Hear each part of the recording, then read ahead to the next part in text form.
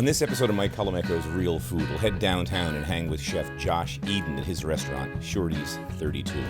Roast chicken, mashed potatoes, and green beans. Simple's good. Dude, how can you go wrong with this? It's my kind of chef-owned restaurant where the food and service are always spot on. Beautiful, man. Just screams spring, summer, doesn't it? And then it's back to my kitchen, where we'll do a seasonally inspired riff with some beautiful, sweet sea scallops. It's all coming up next. They're like candy, huh? Love them. I'm Mike Colameco, chef and food lover. Come with me and meet some of today's most interesting chefs and their crews that work in their kitchens. Real chefs, real restaurants, and real recipes. That's what's on the menu. This is Mike Colameco's Real Food. So we're on Prince Street between Sullivan and McDougal, a little restaurant called Shorties 32 that I love. Josh Eden's the proprietor, and Josh was really at the forefront of this movement where really talented chefs that could have done almost anything decided to come downtown and cook again, open little places like this, highly personal, highly seasonal. Let's go inside and meet Josh, check out the food.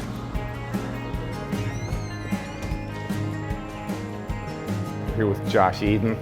Pleasure. Shorties, named after, hey, it's your nickname. Shorties 32, 32 seats and you're Shorty. Tell me your background, 'cause I always love stories, how people got involved in this business. The restaurant business was probably something that sort of called out to me most of my life. You know, when I was a little kid, I was about 15 years old, I asked my mother for an allowance. She said, I put a roof over your head, I put clothes on your back. If you want to hang out with your friends, go get a job.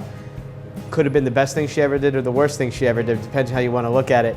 So I took a job as a dishwasher at the Sidewalk Cafe on Avenue C and 4th Street, and then worked my way up the totem pole there.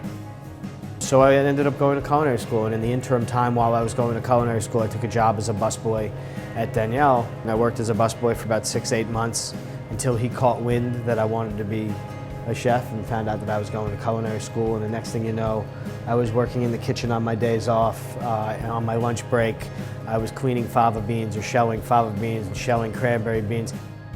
One thing led to another. About a year later, Wiley called me and said, hey, you know what, there's a position open at JoJo, why don't you come check it out?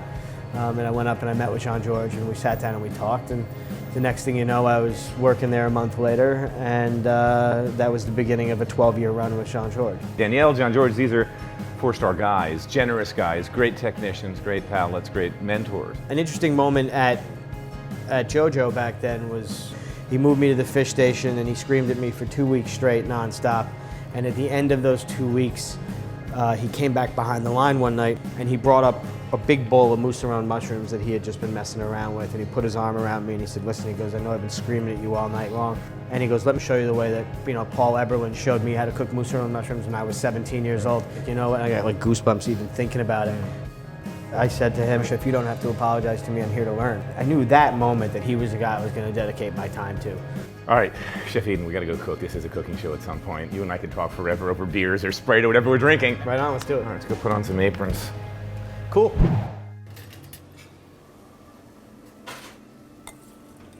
Chef, what do I have here? Talk to me. It's a great, great, great dish. I love this dish. Danny, you set me up here with everything for a calamari salad. So we are going to do our squid salad. You love to eat it. I love to eat it. So what do we have? We got the calamari that's sitting in buttermilk. We have a little flour and potato starch mixture here that we're going to dredge the squid in and fry. Then all we're going to do is we're going to take some of this squid. The idea is you want something wet for the flour to cling to. And everybody's got their variation on this. I remember working with Frankie Crispo years ago trying to figure out how we wanted to do ours. I think we used milk and flour. Okay, so while that fries and gets all crunchy and nice, so all we're going to do is we're going to take this lettuce here. Yes. We're going to add a little bit of the pickled bean sprout to it, just like that. Beautiful. Simple enough. Good. Alrighty, fantastic. We're just going to add a little bit of our yuzu ranch. Just let them get dressed by rolling around the bowl. Yep. We were first doing this salad with white bait fish. Little eyeballs staring at you, little wormy things. It was awesome. What happened? You ran out of white bait? It's a hard sell. Oh, people are so... Americans are funny, aren't they? Beautiful. Onto a towel so we drain off the excess oil. Yeah. Smells good, man. Do your honor, chef. So we got crunch, we got salad, we got squid, we got a little acid from here, we got that creamy dressing. Dude, how can you go wrong with this? There you go. Beautiful plate of food, Josh. You got it.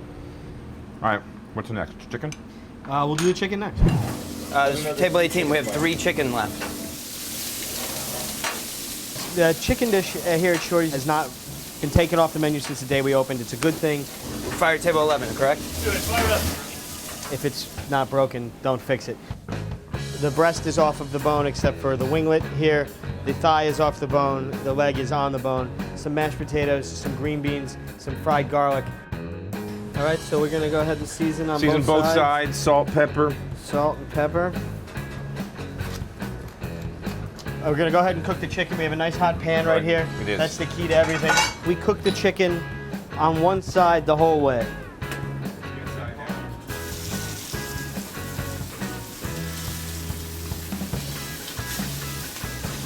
So essentially all we're gonna do is put that in the oven.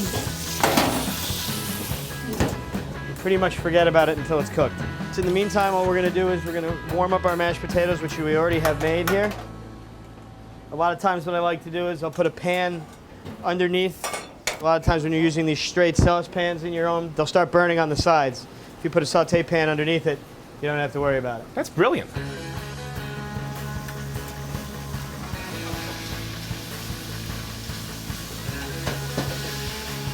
Chicken's cooked on one side. It's just about 3/4 of the way there. What we're gonna do now is we're just gonna add a little bit of butter to this pan here. So what we'll do is we'll take the chicken, we'll just leave it up here on top of the salamander because it stays at about 220, 225 degrees, and I can just hold it there perfectly and it stays moist all night long. So, green bean salad. The green beans have been fried, lightly fried for about 10 seconds. We're gonna add a little bit of salt. We're gonna add a little bit of sugar.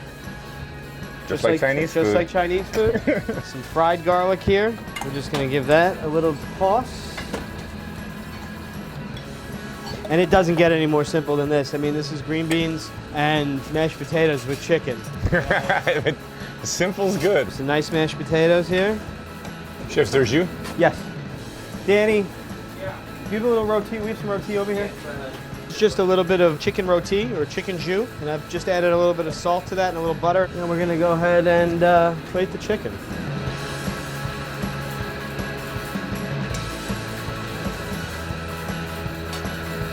We make it a little easier for people to pick it up with 2 fingers by just Frenching this bone a little bit. All right, and that's pretty much where I like it right there. Beautiful. Little bit of scallion. Roast chicken, mashed potatoes, and green beans. Armando, here you go, baby. Dude, what's that sell for? 19. That was ridiculous, dude. You can come to Shorty's, you can have a chicken and a beer and get out of here for less than 30 bucks. That's crazy, dude. Talk about this place, because you were really kind of on the cusp of this movement downtown, casual, chef-driven. As you climb the ladder in these French kitchens, or in a lot of these professional kitchens, the further away from the food you get, and the further away from the product you get sometimes. I wanted to create again, I wanted to cook again. Short rib burger medium. 2 short ribs, sorry. Order steak, 2 burger rare. All rare. All rare. A lot of rare tonight. Those big cubes, that's going to become the braised short ribs.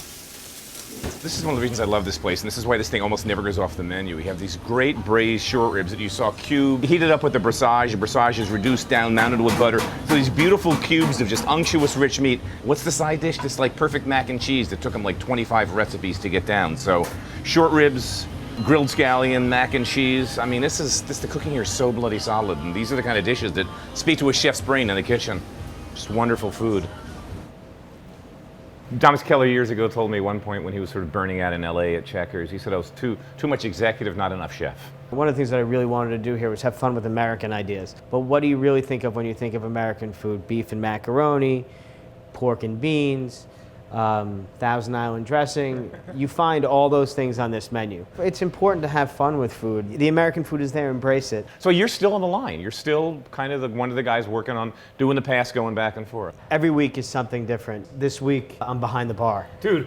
In a smaller environment, in a less formal restaurant, you gotta get creative. Okay, so what we have here today is a new dish that's going on the menu. It's going to be a grilled pork chop. We're going to do an heirloom tomato panzanella salad just with some fresh tomatoes, some red onion, some toasted bread, some fresh basil. So we're going to season the pork with a little bit of salt and pepper, and make sure you also season on this side as well. I'm just going to hit it with a little bit of grapeseed oil right there on the grill. It's going to take a little while. We have these really beautiful tomatoes that we picked up this morning at the farmer's market. There's so many different varieties of heirloom tomatoes these days. I think we can go for one flip here. Bingo. We're going to go ahead and season the tomatoes with a little bit of salt, a little bit of pepper, a little red onion, some bread. Shake up our vinaigrette. We're gonna add our vinaigrette to our tomatoes. Mix that up, just give them a little taste. We're gonna go ahead and we're just gonna take the pork off the grill and let it rest a touch here for a second. Now we're just gonna go ahead, we're gonna put our salad in the bowl.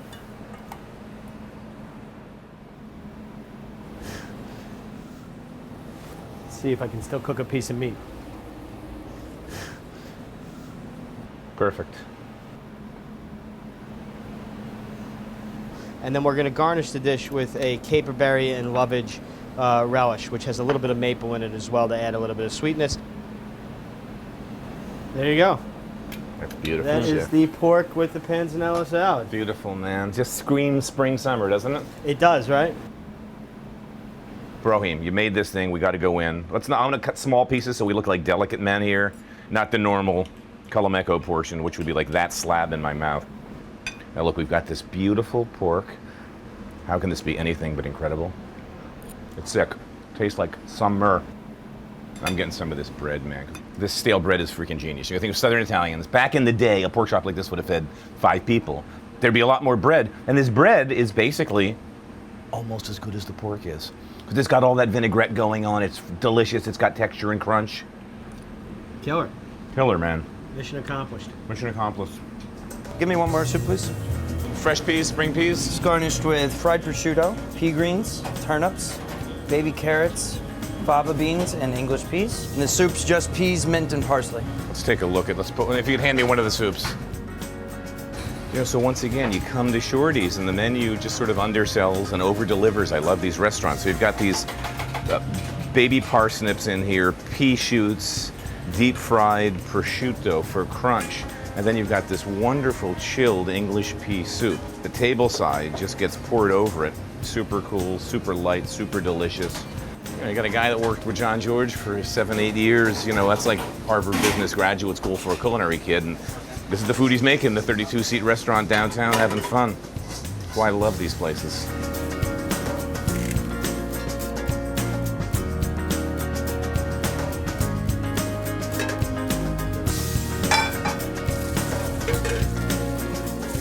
Talk to me about the snapper, chef. Snapper is a seared snapper, red snapper, served with pickled beets, toasted quinoa salad. And then we make a faux risotto using orzo and an asparagus puree. And an arugula pesto. A little chive oil to garnish. The arugula pesto is what it's sitting on. Beautiful. Thanks.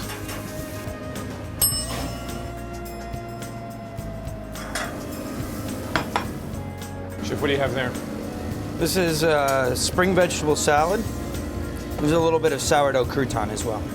Chef, describe that to me. That's the risotto, the mock risotto. This is a mock risotto. It's orzo pasta and an asparagus puree. There we go. Grapeseed oil and scallops.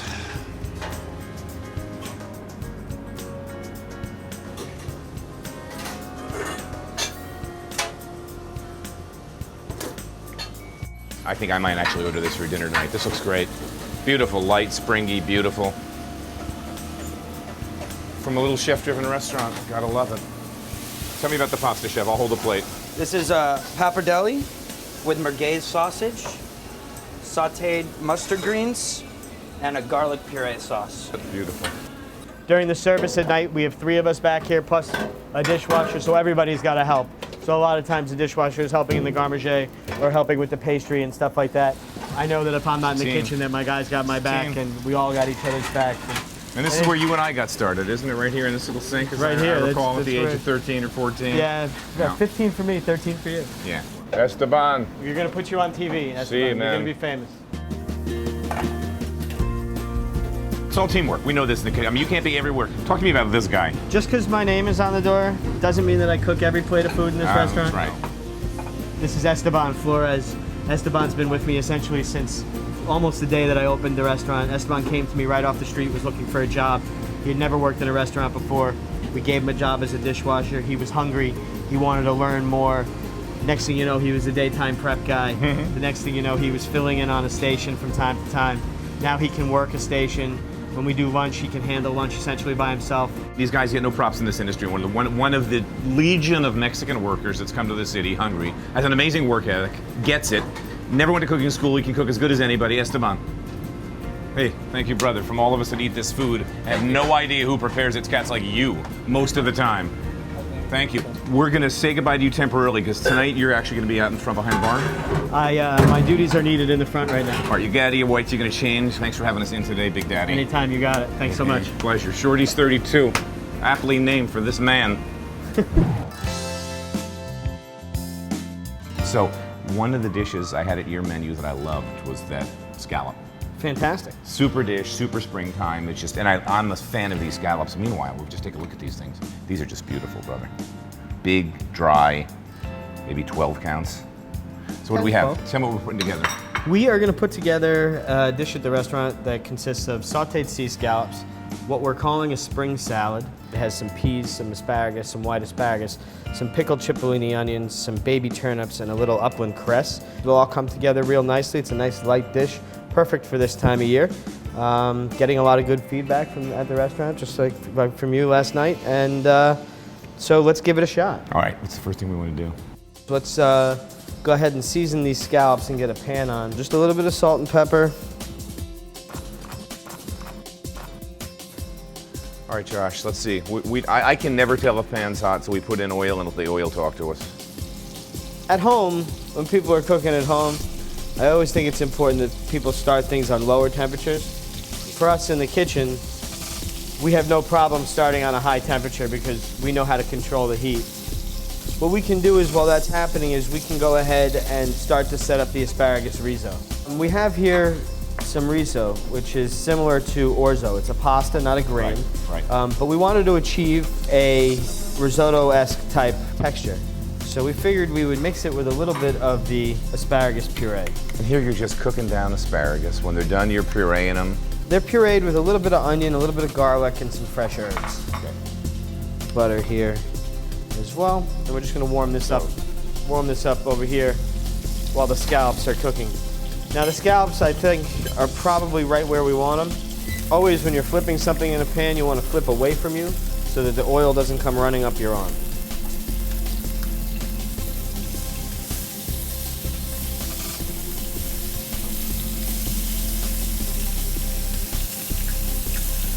All right, so the scallops have really nice color. And then we're gonna go ahead Hit it with some butter. and hit it with this butter that we have over here. And while that's nice and brown, Mike, we can go ahead and just Yeah, sort of give mix, this a stir around. I turned that flame up a tad because it just seemed a little low. mix this guy a little bit here. There we go. We got steam. I'm happy.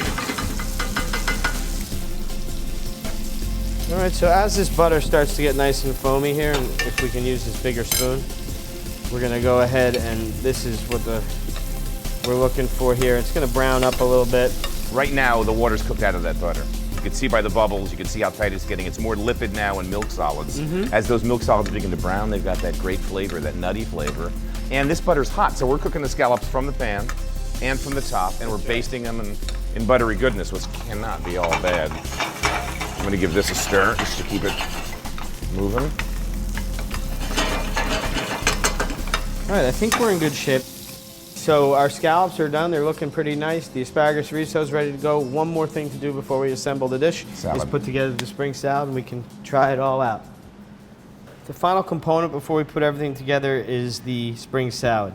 For the spring salad, we have some peas. It's spring. We have some asparagus, green. We have a little bit of white asparagus as well. Some pickled cipollini onion. Nice. So we got some sweet stuff going on. Now we got that to cut it. A little bit of baby Japanese turnip. Been blanched, cooked. They're just al dente. Yep. A little bit of shallot confit. Here you're just cooking shallots really slowly in grapeseed oil. That's it. Till they're super tender and you're leaving them in that oil. I'm gonna add a little bit of salt to this and a little pepper. We're just gonna go ahead and mix this a little bit. And then we're just gonna go ahead and we're gonna place this down on the plate. We're just gonna try to place this down as pretty as we can. There's no arguing. Spring is green. Let's grab the riso. And for the riso, we're just gonna add a little bit here, just for the scallops to sit on. We'll do it for that. And then we're just gonna bring our scallops on by. Some really nice ones. They cooked really beautifully. It's one nice thing about these dry scallops, man. They're like candy, huh? Love them. And then we're just gonna go ahead and finish the dish with a little bit of cress here over the top. And there you have it, some sauteed sea scallops with some asparagus riso and a little spring salad. Dude, I mean, that's super, super cool plate of food.